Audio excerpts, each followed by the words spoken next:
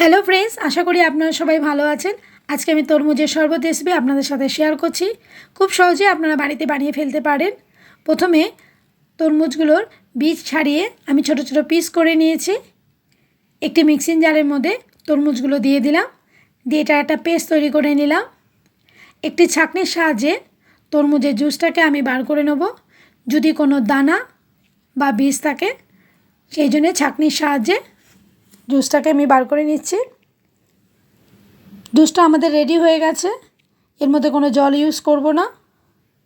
এর মধ্যে একটু বিট লবণ দিয়ে দিলাম, আর শুকনো খোলায় নাড়া একটু জিরের গুঁড়ো দিলাম, আর 2 চামচের মতো চিনি দিয়ে ভালো করে মিশিয়ে দেবো।